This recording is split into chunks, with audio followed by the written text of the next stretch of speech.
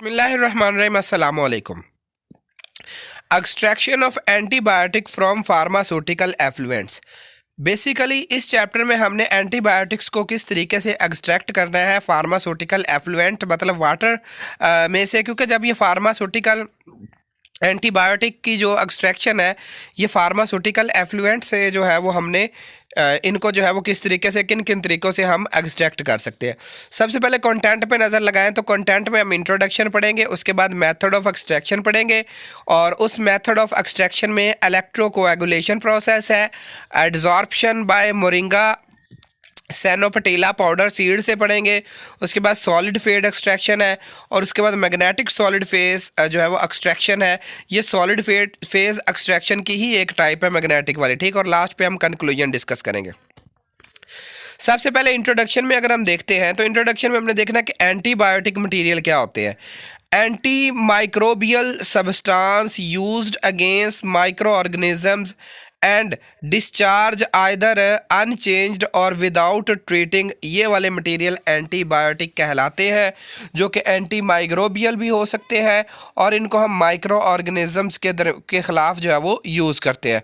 जबकि ड्रग्स क्या होते हैं, ये एक मेडिसिन होती है या एक सब्सटेंस होता है जिसका कोई फिजियोलॉजिकल इफ़ेक्ट होता है जब हम इसको इंजेस्ट करते हैं या हम इसको इंट्रोड्यूस करते हैं हमारी बॉडी में। मतलब ये कि एंटीबायोटिक का काम जो है वो माइक्रो ऑर्गेनिजम्स को ख़त्म करना होता है, जबकि जो ड्रग्स होते हैं फिजियोलॉजिकल इफ़ेक्ट जो है वो हमारी बॉडी के ऊपर है ये जो है ना वो रखते हैं।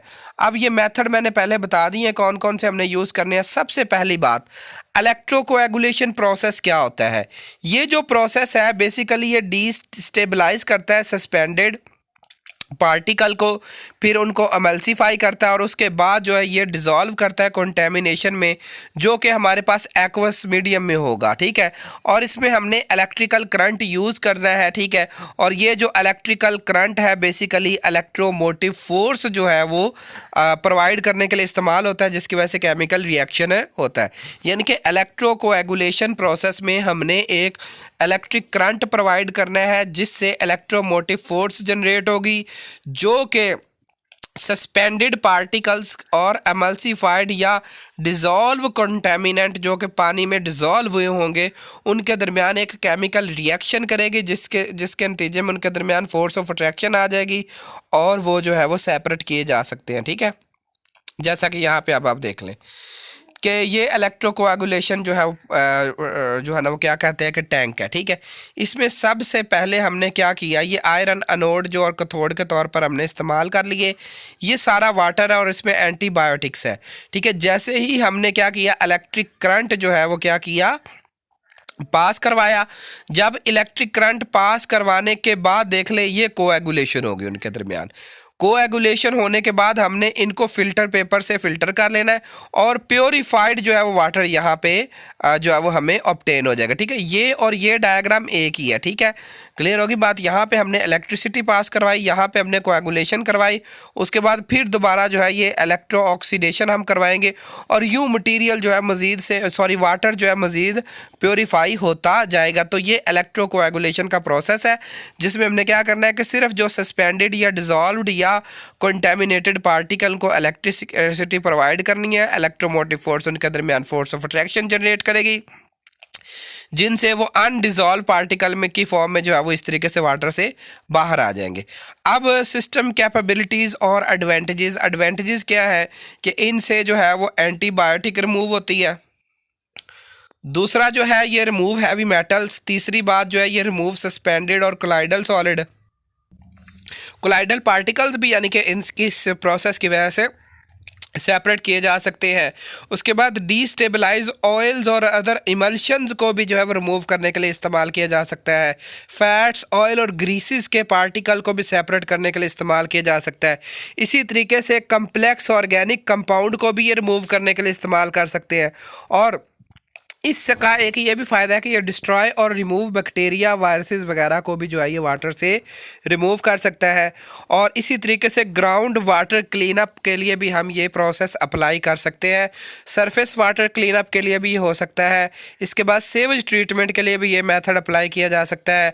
और वाटर प्री ट्रीटमेंट के लिए भी हम ये मेथड अप्लाई कर सकते हैं बिफोर फिल्ट्रेशन, ठीक है, क्योंकि ये एक कोएगुलेटिंग स्टेप भी है हमारे पास। डिसएडवांटेजेस क्या है? सबसे पहला डिसएडवांटेज ये है कि सैक्रिफिशियल जो इलेक्ट्रोड है बेसिकली सम टाइम ये डिज़ोल्व हो जाते हैं जो कि वेस्ट वाटर स्ट्रीम वगैरह में, जिसका नतीजा क्या होता है, ये ऑक्सीडेशन के नतीजे में, और इनको फिर जो है वो रेगुलरली रिप्लेस करना पड़ता है। तो इसका मतलब है इलेक्ट्रोड की कॉस्ट जो है वो यहाँ पे एक डिसएडवांटेज है कि हमें बार बार जो है वो इलेक्ट्रोड जो है वो चेंज करना पड़ेंगे। द यूज़ ऑफ इलेक्ट्रिसिटी में be expensive in many places. अब जैसा कि बहुत सारे ऐसे कंट्रीज़ है जहाँ पे इलेक्ट्रिसिटी बहुत महंगी है, तो इलेक्ट्रिसिटी को यूज़ करके वाटर को प्योरीफाई करना यहाँ पे ज़रा मुश्किल हो जाता है। An impermeable oxide film may be formed on the cathode leading to loss of the efficiency of a EC unit। EC जो है वो यूनिट, इलेक्ट्रोड के यूनिट को जो है वो जो इलेक्ट्रिक करंट जो है वो, क्योंकि ये जो एक इम्परमिएबल मेम्ब्रेन जो है वो ऑक्साइड की फॉर्म में जो है कैथोड, क्योंकि आयरन का हम ज़्यादातर यूज़ करते हैं, तो आयरन ऑक्साइड की एक उसके ऊपर लेयर बन जाती है, जिससे क्या होगा, एक तो इलेक्ट्रिसिटी की जो क्वांटिटी जितनी हम सप्लाई कर रहे हैं वो वहाँ तक नहीं पहुँच सकती, और दूसरा उसकी एफिशिएंसी जो है वो लॉस हो जाएगी। High conductivity of the waste water suspension is required. और इसमें हमने ये चीज़ जहन में रखना है कि जो वेस्ट वाटर जो है बेसिकली इसके अंदर बहुत ज़्यादा सस्पेंशन मटेरियल मौजूद होने चाहिए, ठीक है। जेलेटिनिशियस हाइड्रोक्साइड में tend to stabilize some cases, कि अगर इस तरह की हाइड्रोक्साइड की लेयर बन जाए तो वो स्टेबल हो जाती है, जो कि एनोड कैथोड के ऊपर जो है वो जहाँ के स्टेबलाइज कर देती है अपने आप को, और वहाँ से जो है वो एफिशिएंसी जो है वो फिर क्या हो जाती है, डिक्रीज़ हो जाती है, ठीक है। मोरिंगा सीड के जरिए किस तरीके से हम वाटर को प्योरीफाई कर सकते हैं from antibiotic? Seed from moringa trees have unique water purification property. The seed extract can separate unwanted particle from the water sedimenting impurity by coagulation. यहाँ पर जो है वो मोरिंगा सीड जो है वो किस फॉर्म में कोएगुलेट करेगा, उनके साथ मिलेगा, और यूं जो है वो पार्टिकल्स को जो है वो किस तरीके से सस्पेंशन की फॉर्म में या अनडिजॉल्व पार्टिकल की शक्ल में जो है वो मोरिंगा सीड जो है हम यूज़ कर सकते हैं। अब सबसे पहले हम देखेंगे कि मोरिंगा सीड बेसिकली है क्या। ये एड्जॉर्प्शन प्रोसेस है, ठीक है, यानी कि moringa steno patella powder seed से एड्जॉर्प्शन के ज़रिए हम वाटर को प्योरीफाई करते हैं, ठीक है। तो अब ये यहाँ पे देखें, ये पाउडर है हमारे पास। अब हम इस पाउडर को बनाते कैसे, उसके स्टेप्स देखते हैं, ठीक है। ये रहा आपके पास, ये मोरिंगा है, ठीक है, मोरिंगा प्लांट है। अब ये इसके डिफरेंट पार्ट जो है वो हम यूज़ कर सकते हैं, जैसे कि बार्क, इसकी लकड़ी को यूज़ कर सकते हैं। ये सीड है जो हमने यहाँ पर डिस्कस करने, इसी तरीके लीव्स है, इनके फ्लावर्स, इनके रूट्स और फ्रूट्स को भी जो है वो हम यूज़ कर सकते हैं। लेकिन इनके सबसे ज़्यादा एड्जॉर्प्शन जो प्रॉपर्टी है वो इन सीड की है। इन सीड को ड्राइड अप करते हैं, ड्राइड अप करने के बाद इनको पीस लेना, जो कि इस तरीके से जो है वो क्या होगा, पाउडर की शक्ल में बन जाएंगे, ठीक है। अब इस पाउडर को एब्जॉर्प्शन के लिए वो हम यूज़ कर सकते हैं। अब मेथड क्या है, किस तरीके से हमने ये मेथड करना है। देखिए, ये हमारे पास जो है वो वेस्ट वाटर है, इसके अंदर हमने एड्जॉर्बेंट जैसा कि मोरिंगा सीड है, ठीक है, इसके जो वो पाउडर जो मैंने बताया था, शुरू में दिखाया था, वो यहाँ पे अब ये एड्जॉर्ब हो जाएंगे। जितने ये कॉन्टेमिनेटेड पार्टिकल्स हैं, ये एंटीबायोटिक्स है, ये सारी की सारी जो फार्मास्यूटिकल एफ्लुएंट्स है, सारी की सारी क्या होगी, इस मोरिंगा सीड के ऊपर एड्जॉर्ब हो जाएंगी। एड्जॉर्ब होने के बाद ये अन डिजॉल्व पार्टिकल की शक्ल इख्तियार कर लेगी, फिर बाद में इनको फिल्ट्रेशन के जरिए वाटर को प्योरीफाई किया जा सकता है, ठीक है। अब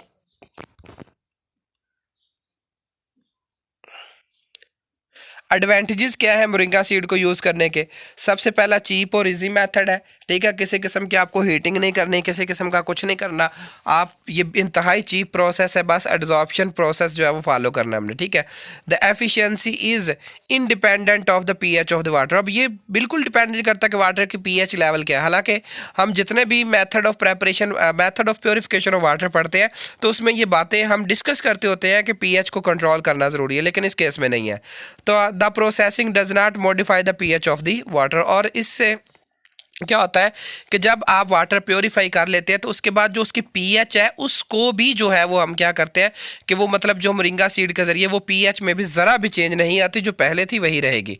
उसके बाद it does not alter the waste water water taste, water के टेस्ट को नहीं चेंज करता।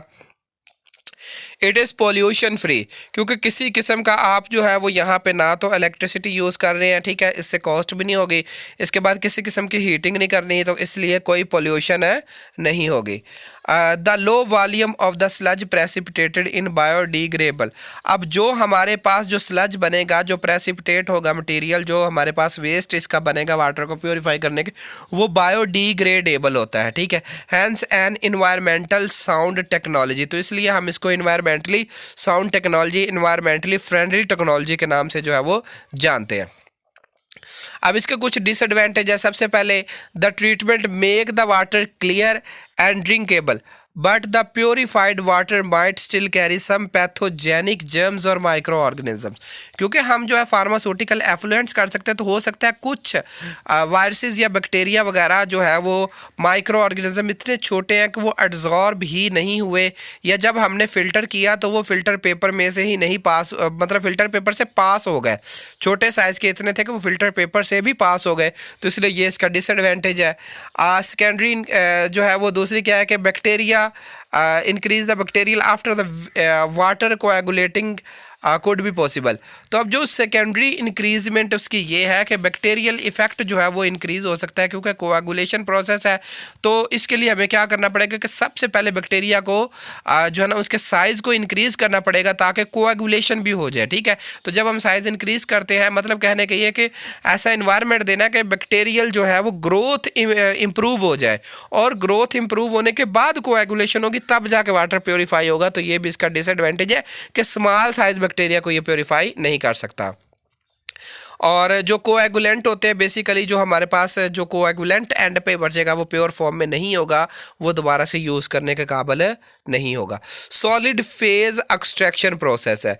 अब इन दिस तकनीक a particular type of organic functional group is chemically bonded to a solid surface.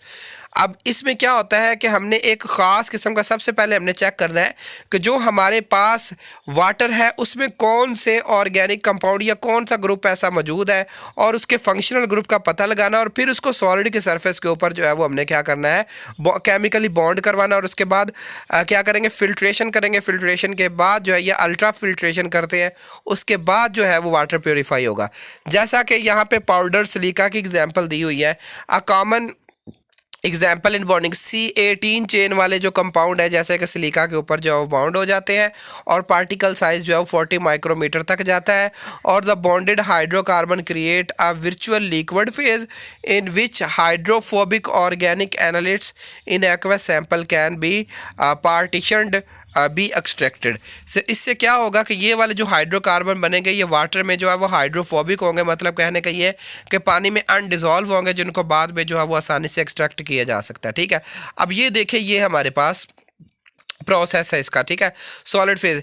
ये हमारे पास फ़र्ज़ करें कि ये एक सैंपल है जिसको हमने प्योरीफाई करना है। यहाँ से हम वाटर ऐड कर रहे हैं, यहाँ से नीचे से डिस्चार्ज होता जाएगा। हमने यहाँ पे जो है ना वो यहाँ पे मेथानोल MEOH मिथाइल ग्रुप को रिप्रेजेंट करता है। 2 मिलीमीटर मेथानोल ऊपर से हमने जो है ना वो ऐड करते जाना, और ये प्रोसेस जो है वो कंडीशनिंग कहलाएगा। उसके बाद हमने ये 2 ml सैंपल, मतलब कहने का ये कि वो जो सैंपल है हमारे पास जिसमें से हमने एंटीबायोटिक एक्सट्रैक्ट करनी है, वो सैंपल इस 2 ml जो है वो हमने यहाँ पे जो मेथानोल लिया इसके अंदर डिज़ोल्व कर देंगे, ठीक है। अच्छा, फिर क्या होगा नेक्स्ट, अगले स्टेप में क्या होगा कि ये नीचे से ना, मतलब ये जो फिल्ट्रेशन कह लें कि यहाँ पे फिल्ट्रेशन हो रही है, यहाँ पे एक फ़िल्टर पेपर साइज़ या बहुत छोटा जो है यहाँ पे सीव लगी हुई है जो कि डिज़ोल्व पार्टिकल्स को लेकर जा रही है। अब देखिए यहाँ पे डिज़ोल्व पार्टिकल चले गए, यहाँ पे देखिए एक पार्टिकल की कंसनट्रेशन ज़्यादा, दूसरे की कम है। ऊपर से फिर हमने 1 मिलीमीटर मेथानोल जो है ना दूसरे स्टेप, तीसरे स्टेप में एथानोल ऐड करते जाना, जिसको हम एल्यूशन कहेंगे, ठीक है। अब नेक्स्ट लास्ट पे क्या होगा कि हमने क्या करना करना है कि ये वाला जो एल्यूटेड है इसको हमने वॉश आउट करना है। वॉश आउट करने के बाद हमने ये सैंपल ले लेना है और इसको फिर HPLC FLD मेथड जो है ना टेक्निक्स हैं जिनसे हमने पता लगाना होता है कि इनकी कंसंट्रेशन में कितना इंक्रीज़ हुआ और डिक्रीज़ हुआ। और यूं जो है वो हमने जब ऊपर से अल्ट्रा प्योर वाटर ऐड करना है तो डिज़ोल्व पार्टिकल नीचे चले जाएंगे और फिर हमें पता चल जाएगा हमने किस तरीके से जो है वो कितनी जो है वो हमने एंटीबायोटिक यहाँ से इस प्रोसेस के ज़रिए जो है वो एक्सट्रैक्ट की है। अब magnetic nano solid phase extraction. Magnetic nano solid phase extraction क्या है कि हमने सबसे पहले सैंपल लिया। सैंपल लेने के बाद हमने मैग्नेटिक नैनो पार्टिकल्स ऐड कर देने हैं। मैग्नेटिक नैनो पार्टिकल्स जो है वो इन सस्पेंडेड पार्टिकल्स के साथ जो कि हमारे जो है वो हो सकते हैं एंटीबायोटिक्स भी हो सकती हैं हमारी, ठीक है, ड्रग्स भी हो सकती है कोई, या ऐसी ड्रग या एंटीबायोटिक्स जिसमें कुछ मैग्नेटिक प्रॉपर्टीज़ होंगी तो मैग्नेटिक नैनो पार्टिकल्स उनको अपने साथ बाइंड आउट कर लेंगे। उसके बाद जो है वो क्या होगा, आइसोलेशन होगी। इधर हम मैग्नेट रखेंगे तो जो ये मैग्नेटिक नैनो पार्टिकल्स है जितने मालिक्यूल के साथ ये बाइंड हो जाएंगे ये एक तरफ हो जाएंगे, ठीक है। और उसके बाद आइसोलेशन करनी है हमने, ठीक है, और सॉल्वेंट एक्सट्रैक्शन करनी है। और लास्ट पे जो है वो नीचे मैग्नेट रख के और एंड पे हमारे पास फाइनल है एनालिट्स बन एनालिट जो हमारे पास बना है। यहाँ पे मैग्नेट रखेंगे, जो रिमेनिंग अगर कोई नैनो पार्टिकल है वो नीचे सेडिमेंट और नीचे बैठ जाएगा, ठीक है, डेंसिटी की वजह से और यहाँ पे अट्रैक्शन की वजह से। उसके बाद फिर हमने क्या करना है, हमने इसको फ़िल्टर कर लेना है। फ़िल्टर के बाद जो है वो हमारे पास एनालिसिस के लिए हमने इस सैंपल को भेज देना है। पहले भी एनालिसिस की होगी, लास्ट पर भी एनालिसिस करेंगे कि कितना जो है वो इसमें से जो मटेरियल है जो हमारी एंटीबायोटिक्स या फार्मास्यूटिकल एफ्लुएंट्स में से जो जितनी जो है ना वो क्या कहते हैं कि वेस्ट मटेरियल जो है वो रिमूव हुआ है, ठीक है। उसके बाद इस प्रोसेस के कुछ एडवांटेज है, किसी किस्म का नो स्पेशल इक्विपमेंट है या कोई मटेरियल रिक्वायर नहीं होता, सिर्फ मैग्नेटिक नैनो पार्टिकल्स चाहिए है। सिंपल ऑपरेशन है, कोई ट्रीटमेंट स्पेशल नहीं होती और बेस्ट वे है इम्प्रूव करने के लिए सेंसिटिविटी, क्योंकि हम इसमें जो है वो बेसिकली क्या यूज़ करते हैं, मैग्नेट यूज़ करते हैं ऑटोमेटिक बैच प्रोसेस में। अब बैच प्रोसेस ये होता है कि आपने एक सैंपल लिया, पहले उसको ट्रीट किया, फिर जो है वो दूसरा सैंपल लिया, फिर उसकी ट्रीटमेंट की। तो इस तरीके से ये बैच प्रोसेस जो है वो ये भी किसी लेक्चर में इंशाल्लाह जो है वो डिस्कस करूंगा तफसील के साथ। अब डिसएडवांटेजेस इसके क्या है, ऑपरेशन इस टाइम कंज्यूमिंग, काफ़ी ज़्यादा टाइम चाहिए होता है इसके लिए, ठीक है, क्योंकि नैनो पार्टिकल बड़े आराम से जो है वो क्या कहते हैं एब्जॉर्ब करते हैं। उसके बाद बहुत सारे ऑर्गेनिक सॉल्वेंट हमने यहाँ पे यूज़ करने होते हैं जिसकी वजह से क्या हो सकता है, ये कॉस्ट और इन्वायरमेंटल पोल्यूशन का सबब बन सकता है।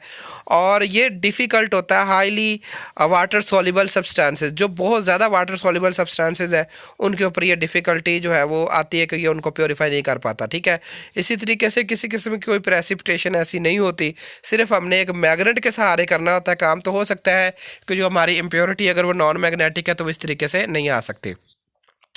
प्योरीफिकेशन अक्सर जो है वो वीक हो सकती है, ठीक है, और रिलायबिलिटी भी जो है वो कम हो सकती है। इसके बाद प्रोफेशनल जो है वो इस मेथड को बड़ी आसानी के साथ कर सकते हैं, आम कॉमन जो है या थोड़ी ट्रेनिंग लिए हुए इंसान जो है वो नहीं कर सकता। अब हमने जो सैंपल हमारा लिया है उसमें उसको जो है वो हम एटॉमिक्स एब्जॉर्प्शन स्पेक्ट्रोस्कोपी के ज़रिए एनालाइज भी करते हैं और एनालाइज करने के बाद हमें पता चल जाता है कि ये जो हमने जितनी एंटीबायोटिक्स की एक्सट्रैक्शन की है उसकी बिफोर एंड आफ्टर कंसंट्रेशन में क्या हुआ है। तो it is technique for measuring the concentration of metallic element in different material. It uses electromagnetic wavelength coming from light source. और तीसरा जो है distinct element will absorb these wavelength differently. अब हर एलिमेंट की एक ख़ास एबिलिटी होती है कि वो ख़ास किस्म की वेवलेंथ को जो है वो एब्जॉर्ब करता है और बाकियों को डिजॉर्ब कर देता है, ठीक है। तो ये इसी बेस पे जो है वर्क करती है और इस तरीके से हमारे पास कंसंट्रेशन आ जाती है, ठीक है। अब देखिए ये कुछ इसकी अरेंजमेंट है। यहाँ पे हमारे पास लाइट सोर्स है, यहाँ पे हमने वो सैंपल ले लिया जो हमने पिछले किसी मेथड से जो है वो जो क्या कहते हैं प्योरीफाई किया, ठीक है। यहाँ से हमने इसको चॉपर में से गुजारा और ये वेवलेंथ सिंगल वेवलेंथ वाली यहाँ से मतलब जो है ना लाइट कुछ पास हुई, पास होने के बाद मोनोक्रोमैटिक और उसके बाद डिटेक्टर, उसके बाद कंप्यूटर से हमने गुजार देना है। तो यहाँ से मोनोक्रोमैटर जो है और डिटेक्टर इसको डिटेक्ट कर लेंगे कि बिफोर और आफ्टर जो है वो इस लाइट की कंसंट्रेशन में क्या कमी आई है और क्या कितनी जो है ये इंक्रीज़ हुई है या इंक्रीज़ हुई है या फिर डिक्रीज़ हुई है। और उससे फिर जो है वो हम क्या करते हैं पता लगा लेते हैं कि कौन सा एलिमेंट यहाँ पे मौजूद है।